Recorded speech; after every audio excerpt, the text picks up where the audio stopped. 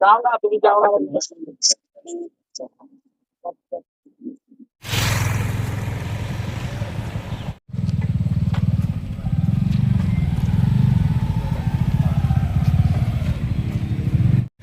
আরেকটু দাঁড়ায়।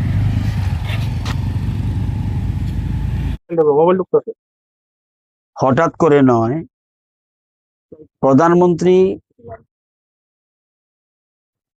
দেশের মানুষের উদ্দেশ্যে বলেছেন যে আমরা যেন সবাই, এবং বিশেষ করে জনপ্রতিনিধিরা এবং অন্যান্য সবাই, যাতে ফুয়েল কনজারভেশন সেটার উপর গুরুত্ব দেয়।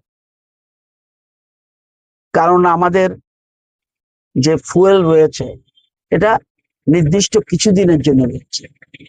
আমরা যদি সবাই এই ফুয়েল কনজারভেশনের দিকে নজর দেই, একদিকে যেমন আমাদের ফুয়েল কনজারভেশন হবে, অপরদিকে আমাদের পরিবেশ ঠিক থাকবে। এই ডাকে যেন সবাই সাড়া দেয়। আমি মনে করছি, আমার বিবেকের কাছে প্রশ্ন উঠেছে, প্রধানমন্ত্রী যদি দুটো গাড়ি নিয়ে যেহেতু দেশের প্রধানমন্ত্রী, ওনার নিরাপত্তা অনেক বেশি গুরুত্বপূর্ণ। তো আমি কালকেই সিদ্ধান্ত নিয়েছি যে আমার যে দুইটা এসকর্ট আছে, সেই এসকর্টটা ডিজিপির উদ্দেশ্যে চিঠি দিয়ে বলেছি আমার দুইটা এসকর্টে যেন তুলে নেওয়া হয় আজকে থেকে। কালকে রাত্রে চিঠি দিয়ে দিয়েছি, যদিও উনি বলেছেন না স্যার একটা রাখুন। আমি বলছি না, দুটেই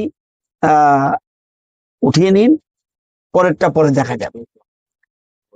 এবং সকালে আমি আগরতলা এবং আশপাশ এলাকা বাইসাইকেলে আমার কাজগুলি সেরে ফেলেছি।